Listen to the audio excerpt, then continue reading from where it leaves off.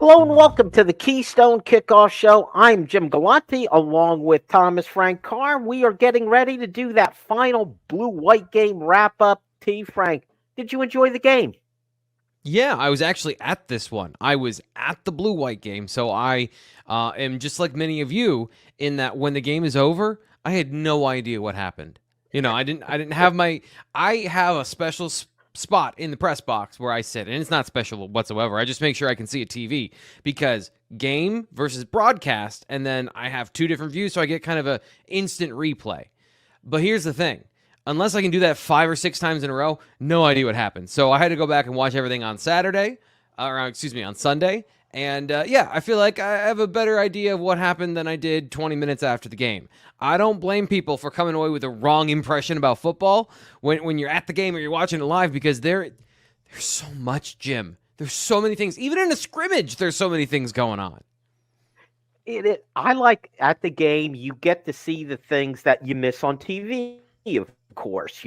Is there a wide open receiver deep that the Yeah. quarterback missed that you won't see on TV? Something Yeah. like that.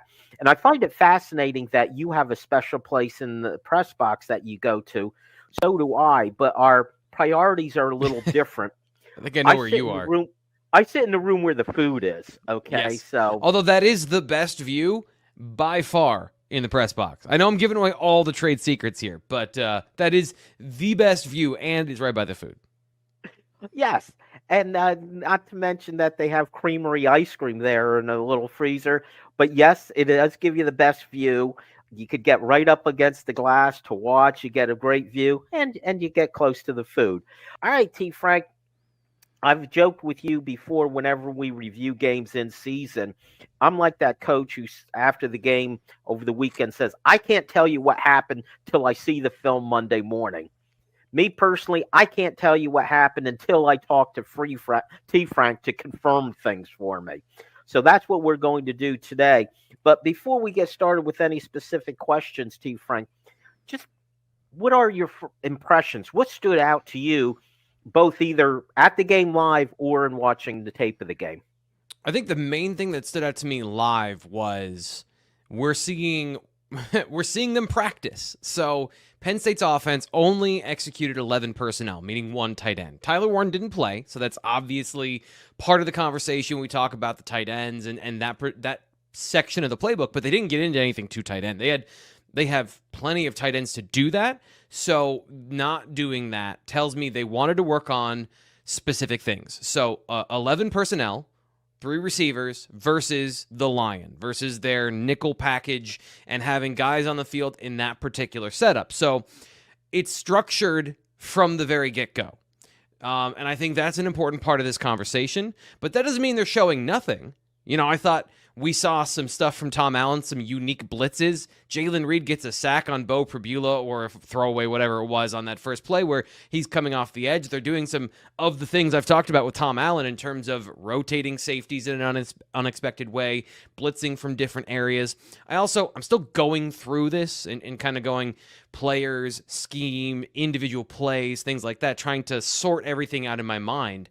But more aggression from the defensive line than I had seen from Tom Allen previously. More twists and stunts, more defensive line movement.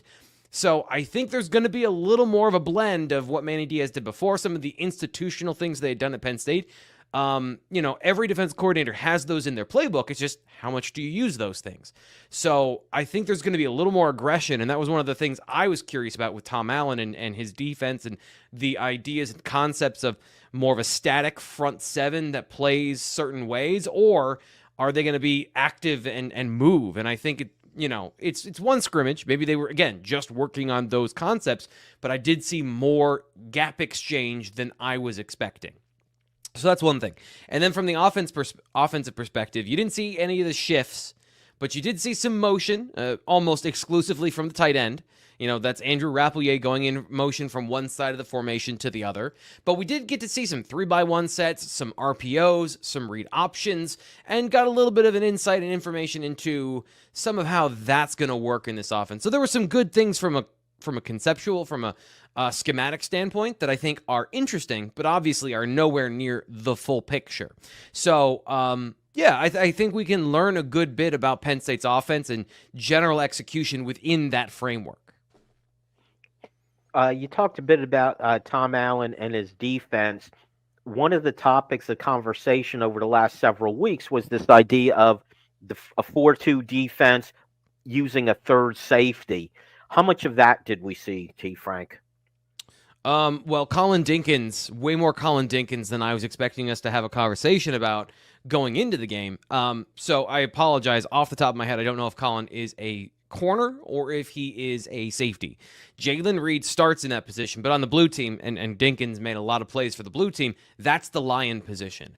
It's a nickel position where they incorporate both corners and safeties into that matchup and situation depending, right? So that's an area where I have to go through and say, okay, who's playing the nickel? Who's playing the safety spot? Like, who's the field safety? Who's the boundary safety? I haven't gone like on those player-to-player details, but they were running the Lion package specifically from that particular area, and that's where an area I saw Cam Miller get some snaps there. I don't think AJ Harris got any because he was a primary boundary corner for the blue team, where outside corner, boundary meaning just the perimeter, not necessarily boundary or field. So there's some mixing and matching because the depth chart wasn't fully like, here are the ones and twos and everybody that would play in those situations, because they were filtering guys to either team.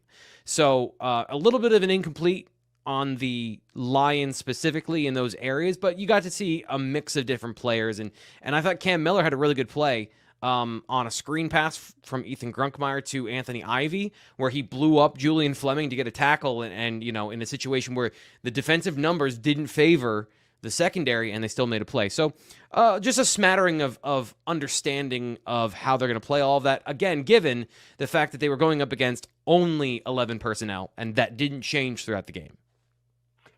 You mentioned AJ Harris. In watching the game live, I thought he had a wonderful game. What did you see?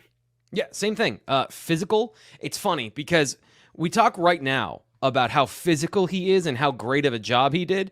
I don't know specifically if I were to go in and watch, like, is this defensive holding? Is this pass interference? Because there's a fine line between being physical and holding. And when we get into the Big Ten season, all those things we might be saying now might be holding if it's interpreted by a different referee later on. So that's just one of those things where, remember last year Omari Evans flashed and half of it was him offensive pass interference shoving a guy off of him. Yeah. And then in the regular season, that's kind of what we saw. So I don't want to overreact to that either way, but he made the receivers work for it. And it's not just that he was holding. So I'm a little bit kidding, a little bit serious, but his physicality through the catch point, forcing guys. There's one particular play I'm thinking of where he's up against Malik McClain, and McClain puts a good move on him. He sets him up with outside leverage. He cuts back inside. He's running, I think it was a dig or a slant. And either way, it was a completion, but AJ Harris was there at the catch point and was making it really hard on the receiver. So even when he gave up some completions,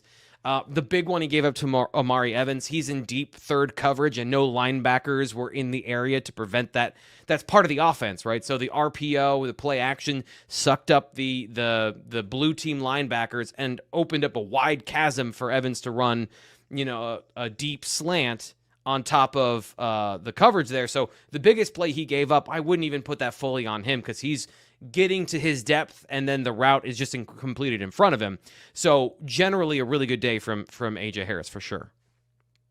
And I like when you see physical defensive backs, and T. Frank, I'm of the school, if it wasn't called, it's not holding, okay? Yeah.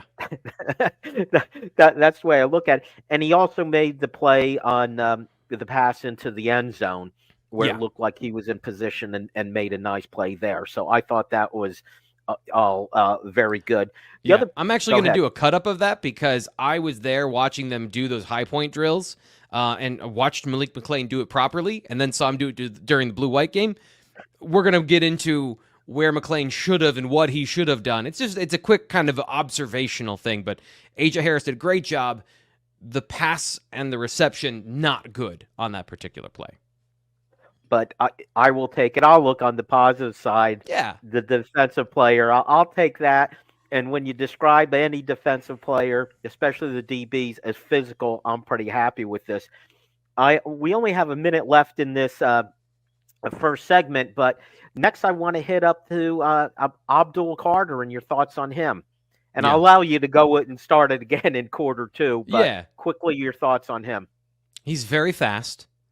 He rushes like an off-ball linebacker right now. And that's not just me. I know you talked to Landon Tangwall about this on one of your shows. He and I did a film room that came out on Monday. You can check that out at bluewhiteillustrated.com. He went into some of the areas where Abdul is still pretty raw, some of the things that he needs to work on, but luckily they're all on a technical scale and there's things he can do to translate his skills more immediately. But we did get a sense of, on the scale of where he's going to be good and where he's going to win, probably can beat most offensive tackles in college football. But against good ones in big games, does he have the technique to get home?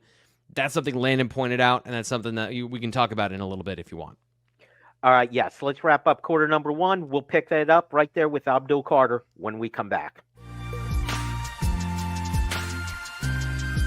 Hello and welcome back to the Keystone Kickoff Show. It is quarter number two. He is T. Frank Carr. I am Jim Galante. We are doing our final blue-white game review. And when we wrapped up quarter number one, we were just getting into Abdul Carter and his play at defensive end. Yeah. And you brought up our colleague Landon Tangwall, and we had a pretty good discussion about Abdul Carter. And it really just also tells you the things that I call myself a person we don't see in watching the game, but as a football player, especially as an offensive lineman, what he talked about was Abdul Carter's use of his hands, and that's the area he probably needs to work on, T. Frank. Yeah, and he had some of the basics down. You know, he had the concept of those things, but making them more defined and using them with specificity, I think, is what Landon pointed out, and I think was pretty fair when you watch on film. The other thing that I also want to just bring to this conversation, so I'm not just rehashing what Landon said, is Amin Vanover was the starter on the white team, which was the starting unit. The starting defensive line was at the edge position, denied Dennis Sutton, and Amin Vanover. James Franklin went to specifically praise Amin in his post-game press conference. That could be for a number of reasons, including the fact that the transfer portal opened this week and just trying to do everything in your power to maintain good relationships with your own players who have the opportunity to go anywhere in the transfer portal that they want if they want to get them a little more money, like all that stuff. But also, Amin was the starter and is the returning player at defensive end, and I think is one of the most productive per capita players on the team. So it's just that particular conversation about Abdul and everyone salivating about his potential and his talent and his athletic skill and also his role right now. And that can change. We've seen things change drastically from spring ball all the way to the start of the season. Abdul was a third down pass rushing specialist in that game, in the blue-white game. So as of now, that's his role. Speed rusher to go get the quarterback in obvious pass rushing situations.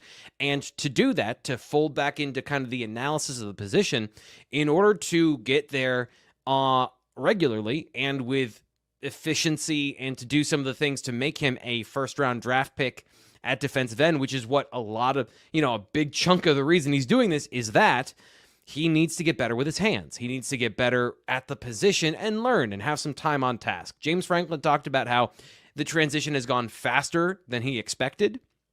And I think that should be an indicator of how hard it is to change positions and to be a guy who goes from being a stand-up off-ball linebacker from his senior season in high school, played a little defensive end his junior year. I think he maybe played majority in his sophomore year. And then his final 2 years in high school, he was a linebacker. So for the last 3 or 4 years, he's played an entirely different position. And having that transition late in your career, late in air quotes here for college, I think that should put you on a realistic trajectory for what he can be at the position and what he is right now. So ahead of schedule, but still pretty raw when it comes to his ability to do the advanced things that the guys at that position have done for Penn State. A couple things with that. I think the good news to this is that handwork is something you can work on. Yeah. No matter what you do, having that kind of speed and takeoff that Abdul Carter has, you can't coach that. That's special. But I'm also glad that you brought up Amin Vanover. And yes, I'm sure when James Franklin compliments him, part of that is, hey, you're going to have a role with this team. But I think there's also a player who has chosen to stick around, even if he Yeah. didn't have a frontline role. I think James Franklin, a lot of coaches admire when they do have that player who will Yeah. stick around and get, you know what? Credit to the guy for sticking around and working hard. And the fact that Penn State's defense rotates so many players. I've often joked, a year ago, they had 20 starters on defense, okay, the way they rotate players. And Amin Vanover has earned the right to be part of that rotation, correct? Oh, for sure. Yeah. And that's going to be the interesting thing is with the way Jameel Lyons played, you could have legitimately four serious threats as a pass rusher to the point that somebody's not going to be on the field on third down, right? And you think Abdul's got to be on the field on third down, and Denai's got to be on the field somewhere on third down. So what defensive tackle and what other player are you taking off the field when you've got Jameel Lyons, who looks excellent? All of these players have a legitimate case to make that they should be part of these important sub packages and in the rotation. So it's going to be very good for Penn State throughout a long year where they need to have a lot of guys and keep players fresh, not just in game, but throughout the season. And just that particular position, I can foresee maybe a similar situation. You remember Chop Robinson in 2022? Nick Tarburton was the starter, and that didn't really change. But Chop Robinson was the difference maker at the position. Like he got most of the meaningful snaps in big moments, especially as a pass rusher. And I'm not saying that Abdul won't start. I don't think it's the same here because obviously Chop was a younger player at that time. But Abdul and Amin and Denai, I can see a timeshare in a similar way. Maybe a better example would be when in 2022, when Penn State had Joey Porter Jr., Kalen King, and Johnny Dixon, and three guys that they saw as starters, and those guys kind of competed and rotated as who was the starter, but all three of them played major snaps during the season. So there's a precedent set where you can have three players at one position essentially have a starting role. And then, to the point that James Franklin made, I don't know if we've ever named co-starters, but when you've got an or on the depth chart, it gives you the opportunity to play a bunch of different guys at that position. And again, on defense, keeping the players fresh, rotating them in. You've got fresh players. Being that offensive tackle, having to play against someone fresh every down, every series, that's a good thing. Speaking of depth and staying on the defense just a little bit longer, we talked about A.J. Harris. How about the rest of the defensive backfield? It felt like going into this, we were concerned about cornerback. Mm-hmm. Did you feel good about the rotation of cornerbacks that we saw? This is an area where I have no opinion at the moment. I think partially because some of the offensive issues in the passing game, partially because of the wind, and then, but generally, you asked about the one particular position I don't really have a good opinion on, right? So I don't want to talk out of my butt on this one, but I think Cam Miller showed me some stuff in a positive way. I think the receivers made enough plays that it was not one-sided, but I can't tell you that the passing game in particular from the blue team was at all viable to have a good feel for the corners on that white squad. Because if I pull up I'm going to pull this up here. Yeah, they went 8 of 17 for 29 yards on the blue team passing. So there's not really anything I could tell you that's really at all worth it from the cornerback specific perspective. All right, let's shift over to the offensive side of the ball where people have a lot of interest, and let's start with the quarterbacks. I don't know if we could walk away with any opinion on Bo Prabula and what he was dealing with on the blue team. A lot less talent around him. So let's jump right to Drew Aller. It's funny. I got reaction from people. I had one listener sent me a note saying, "Oh, it looks like Drew Aller is back in the horseshoe in Columbus the way he played." And I had other people come away with a pretty positive perspective on how he played. What did you see from him? Bit of both, he looked more comfortable. I want to say that I think the process is good. There were times he's still in a compressed pocket, looks like he's panicking a little bit. His body language and the way he's resetting and chopping his feet instead of getting through his progressions and having a base to throw from. I felt like sometimes he got up on his toes, and that caused some issues. But they moved the pocket more. That was something we talked about in this offense. That came to fruition. Some of those outside zone bootlegs, getting him away from the launch point that's typical in the offense from the pocket. I thought the process looked good. He looked comfortable. He looked confident. I thought he managed pressure well, understanding he's not going to get hit. Everyone knows that. But at the same time, when you've got guys in your face, sometimes you just react. The issue was he was inaccurate and, completed 47% of his passes. So how much is the wind? I think that's a fair question. That's an open-ended question where I can't put a nail in this coffin and say that was bad. And how much of it was that this is not, I think we're seeing more and more of Drew. We're seeing him in different situations. We're seeing him a year afterwards, and we're seeing some improvements in his game that are then revealing some of these flaws. How much, it's an open question to me right now, how much of his game, when he's moved off the spot, it's not just catch and throw in rhythm, how does his accuracy suffer? Every quarterback is worse throwing off platform, even guys who are good at it. But how much worse? And for Drew, that's, to me, an open question coming out of this game. And Bo Prabula's 1 for 2 for 7 yards with the white team. So I have no opinion of Bo's passing other than it was a rough day for him getting pressure in his face on almost every single play. Yeah, that's the one where I don't think you could draw any conclusions.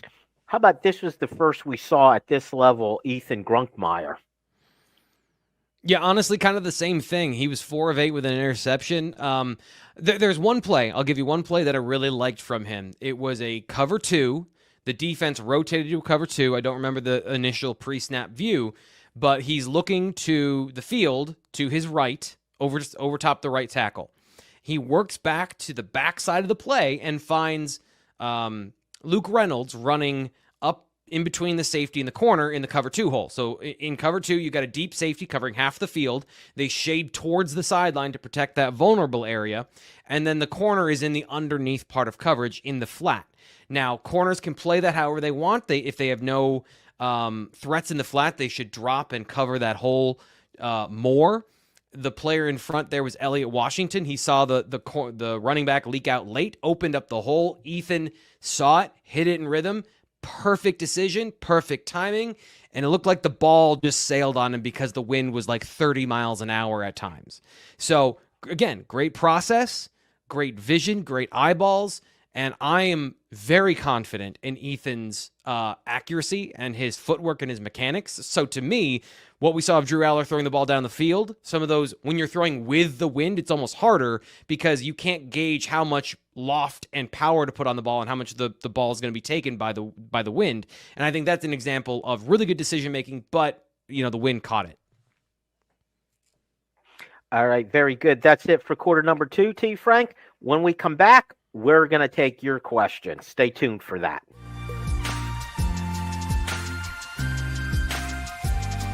Hello and welcome back to the Keystone Kickoff Show. It is quarter number 3. He is T. Frank. I am Jim.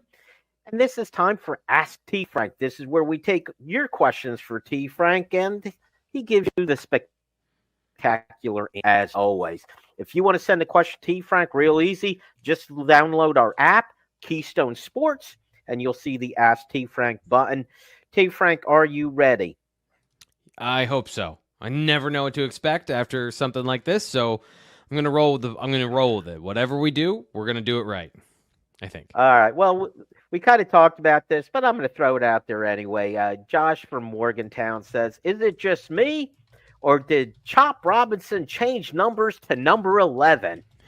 All jokes aside, Abdul Carter had great burst, jump off the ball, and seem to have similar skills as Chop. What Mhm. was your assessment of Abdul Carter at defensive end? I know we covered a bit of that, but Yeah. give Josh a little bit more. So it's tough because I was doing this analysis with Landon, and like I am a person who doesn't like I don't do that thing where it doesn't matter who said it to you, like you just take credit for it because you're the one saying it this time. The snap count, Abdul knows the snap count. So he's explosive, he's athletic, he's not going to be able to do that in every single game. So there's going to be some ups and downs. I think it didn't really change much for me. I think I was nonplussed is a great way to say it. I thought it was what I expected. This is always those things where I don't want to be the "I told you so" guy or the guy who's. I talked about the transition not being the easiest thing and just an automatic thing back in February. So this is exactly what I was expecting of elite athlete, some basics here, but it kind of looks like he's an off-ball linebacker that's rushing off the edge, and learning how to beat a tackle is going to take time. And the thing I would say is, Josh, Jim mentioned you can get better at these things in the offseason, and that's true. But you can't necessarily simulate live reps in an excellent way. The feel of a tackle leaning on you, the feeling the balance and the shift of weight and when to push and when to pull, when to use those moves, that does take some live reps. And I don't think that in week 1 against West Virginia, he is going to be intuitive with his pass rushing. I think he can still kick the butt of almost any tackle from an athletic perspective, but he's going to have to learn these things kind of on the fly during camp and during the season. I think that's a good assessment. We've got to be careful of our expectation level. But as you said, he has just a unique skill set that's going to help him win things. But we also got to be aware, new position, he's still learning. Yeah. All right, let's go to Fred in Quakertown. Fred says, a name I didn't hear was Alex Birchmeier. Did he play? What is his status? So I have a partial view of how Alex did, and of course, like we're working with broadcast copy here. So this is one of the few games where I don't have access to a copy of all 22 because the only people to do is Penn State. So there is some. I'm going to leave open for I don't know, but I did get some views of Alex through spring camp and in the blue-white game. Not great. Shout out to Ty Blanding, by the way, who did a great job, who did flash and got a clean beat of Alex on a pass rep. But we're talking about a sample size that I can evaluate Alex on of maybe 2 minutes in practice and then 4 reps total in the game. I don't want to go too hard after this, but the general feel I have of Alex is that it's not clicking yet. So athletically, he's a great athlete. I think he's stronger. I think all those things are there, but he's got to put it all together. He's got to learn to be an offensive lineman, and not an athlete on the offensive line. And I think those things some guys take a little bit longer. I don't think you should give up on Alex Birchmeier. I don't think you should take this particular conversation and say, okay, it's over. This is a guy with a lot of talent, but he's got to figure it out. And I think that's the next step for him. T. Frank, I'm going to play both sides of this.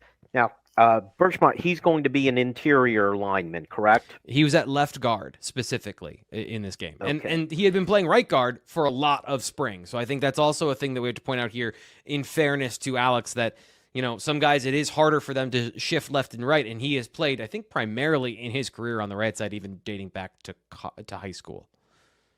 Now, we know several offensive linemen did not play. Yep. But on the white team, which was the closest to a starting team, we saw Cooper Cousins out there right away, starting at right guard, and then also making the shift to center. So it's exciting with all of the things that you talk about with a second-year player in Birchmeier. Here you have Cooper Cousins, who I keep repeating this, should still be in high school, getting out there so quickly. So kudos to him.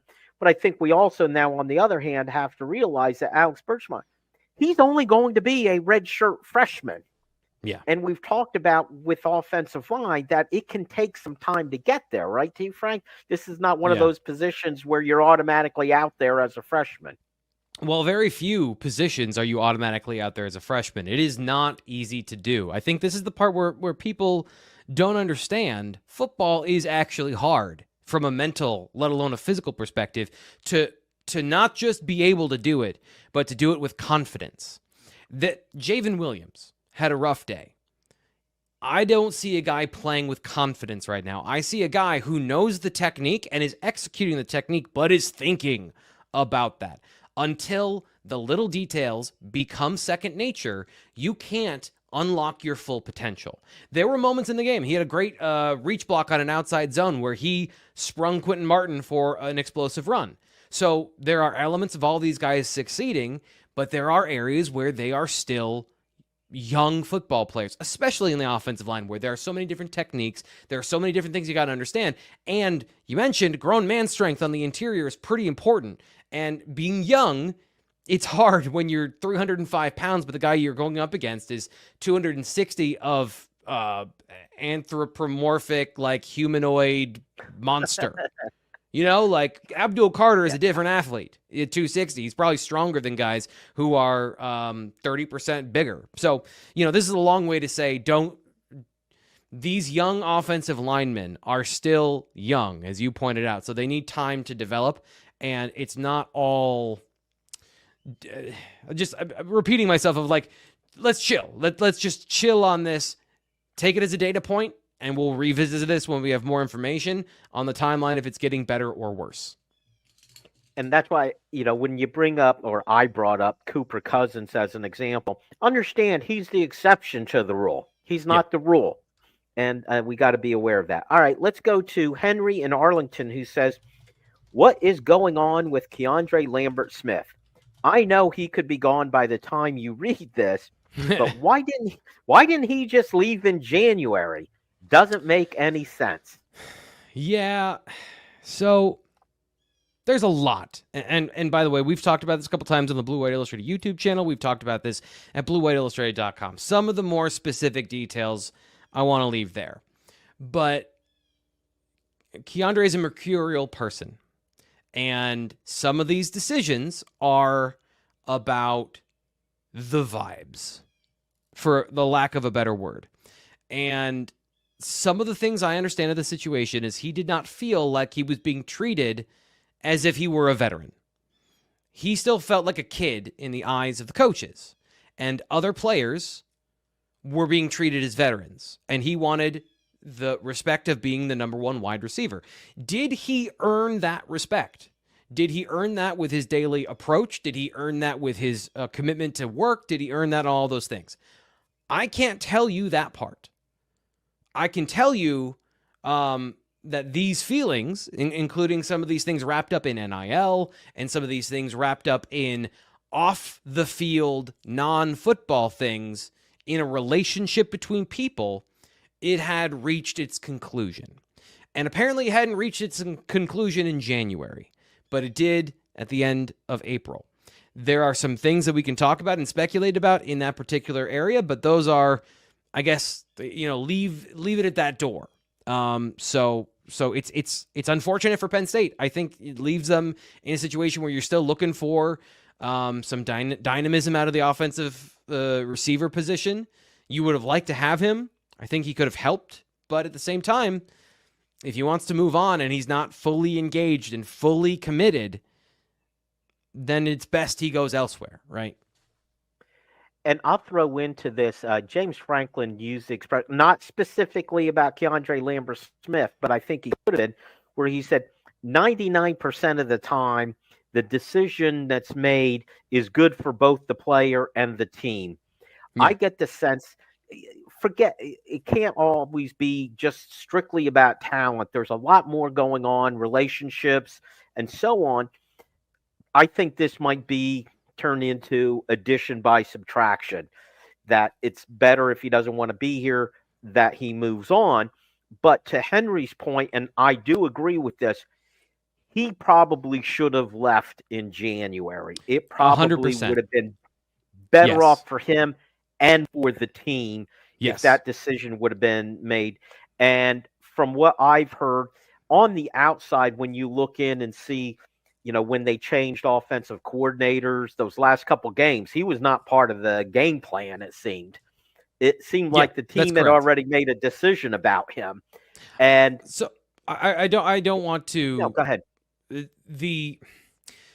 There is truth there, but every route is viable. So if Keandre is running a 9 route or a clear out route where the general designation of that is, if this route is open, throw it, but the concept is he's going to pull a defender out so that somebody else will be open underneath. Drew Aller threw him some of those balls where they're on clear out routes. So there were opportunities for him, but he shifted from the offensive focus to doing a lot of dirty work. And I have mixed feelings about it because I can understand if it feels like you're being punished because you're running 60 yards on 3 plays or 2 plays and you don't feel like there's an opportunity to catch the football, but on the same side, in the same breath, he got 84 targets during the season and we saw middling results. And I think that both sides of that are fair. In a different offense, he might have better opportunity. And this is, I guess, where I'll leave this particular conversation. Penn State fans probably have some hard feelings here. Don't be surprised if he goes to the right situation and puts up 1,200 yards and 7 touchdowns and is a guy who is seen as a breakout star somewhere else. Well, I look at myself as the fan here, and candidly, I don't have any hard feelings here because I look at this as perhaps best for everybody involved. I won't root against Keandre Lambert-Smith wherever he goes. In fact, if he goes somewhere and does well, I'm happy for him. And I have this feeling that perhaps him being out of the way creates some more opportunities for people. The fact that he was probably going to be that slot receiver, and that's probably where there's more depth for Penn State. And I'm going to use this as a segue. When we start quarter number 4, T. Frank, I want to talk about receivers a bit, and I want to talk about where they go at that position when and again, as we're recording this, it's not official, but I think we all know what the end result will be. I'm wondering if this might turn out as a good case, as James Franklin said, both for the player and for the team. We will talk about that when we get back in quarter number 4.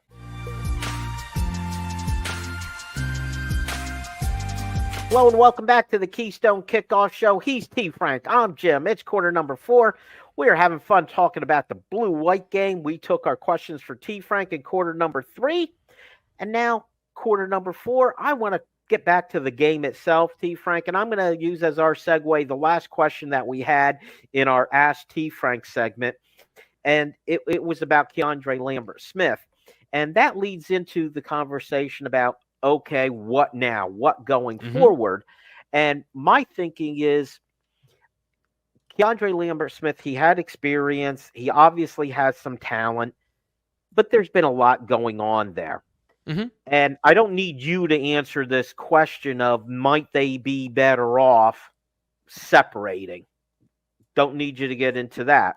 But let's talk about where the team goes from there. And did we see anything in the blue-white game that could help us? My initial thought is Lambert-Smith is someone who would be in the slot.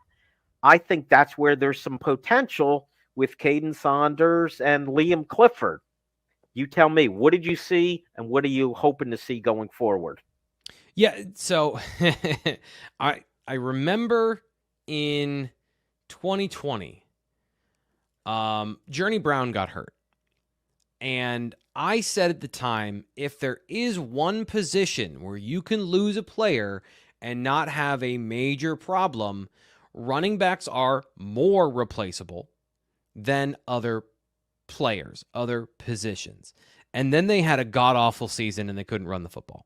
And Noah Kane, Kevon Lee, like they had some issues after Journey Brown couldn't play football anymore. So I don't ever want to do that again. Where you lose talent, you are less talented. Full stop. But the area where they had more depth, as you pointed out, we talked about this of Keandre Lambert-Smith coming back for another year, kind of placed a logjam of guys that we had seen specifically play in the slot. And I think the guy who has the composite skills and talked about being even more explosive after the game is Caden Saunders. And we got a mixed bag. Of course we got a mixed bag. We couldn't just be all positive. Couldn't just be like, yeah, that's exactly what we were talking about. Of course, like he had to have 2 catches for 27 yards with a drop and like a bad drop and then a couple of opportunities that miscommunications. Duraller missed him down the field. I was encouraged that Caden has the ability, even before the movement with Keandre Lambert-Smith, that he was going to have a role in this offense as an explosive, athletic slot receiver. Liam Clifford, he is going to be what he has been. He's just steady. A good receiver, catches the football, probably going to get a bunch of first downs, probably going to be a chain-moving guy who runs great routes and is where the quarterback needs him to be.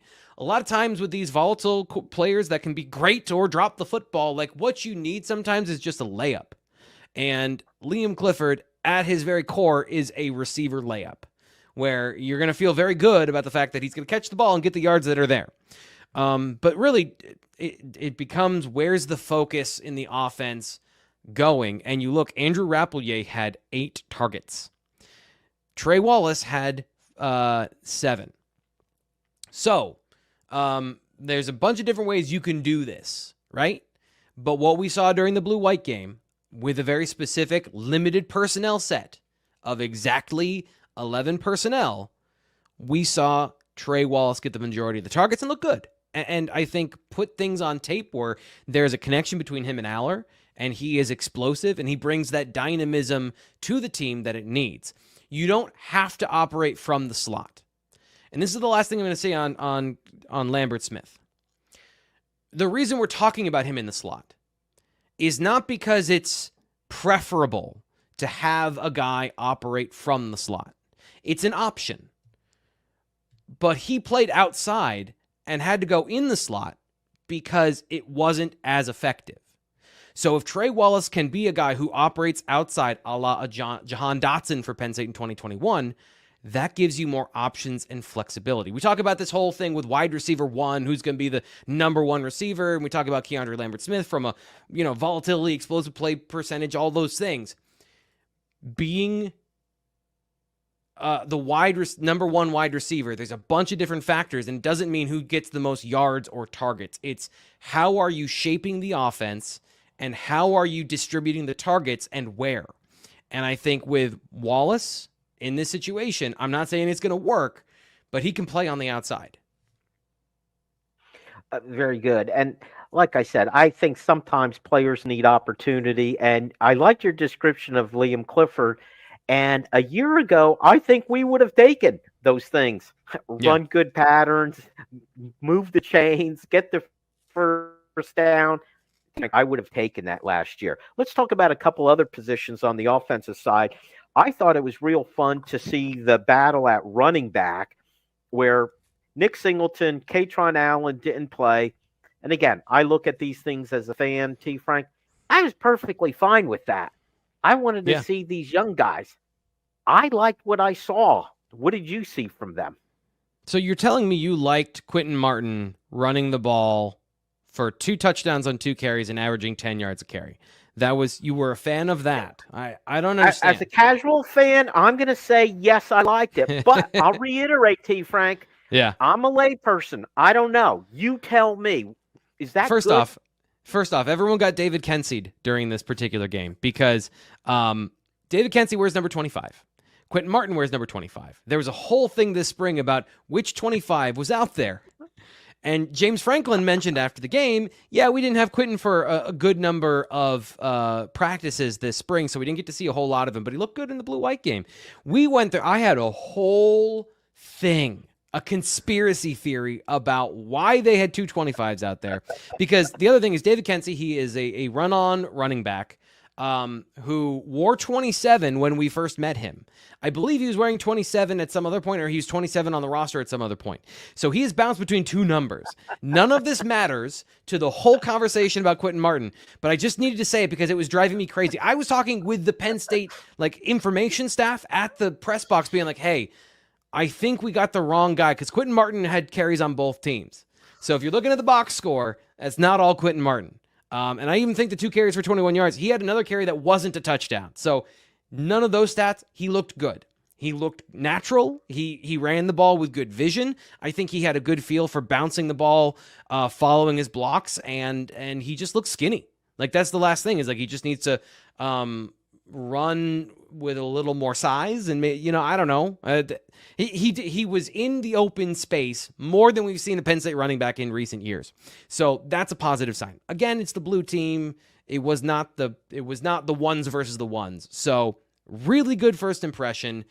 More information would be great. I'd love it if I could see all spring practice, but even then he wasn't there. It was David Kensey. How about Cam Wallace? What'd you think of him? Good runner. This is something we've been talking about where he looks good. He looks the part, and he performed. 7 carries, 36 yards, a couple of tough runs. He was one of the few players that ran between the tackles and actually had to grind out some yardage in a game where they only carried the ball 22 times on the blue team. And he led everybody with 7 carries, knowing that Bo Prabula was the other one with 6. So they ran the ball very little, comparatively. So I thought he looked good. I thought he looked like a guy who can contribute this year. Does he look like he is on par with Katron Allen and Nick Singleton? No. But looked good. I think that's an important thing is to say he looked good. I think that competition between him and Quentin Martin is going to continue about who's going to be the running back 3, who's going to have those special quality snaps in sub packages, and who's going to be the threat on the field as that third running back if they go to those packages, which exists in this offense. So I think that's just we got a good taste of both these guys looked good. They both look competent. The depth at that position is deep this year, and that's a good thing when you're going to rely on it a lot in this offense. Yes, and I realize that's the third team back, but that could become important, especially if somebody gets nicked up.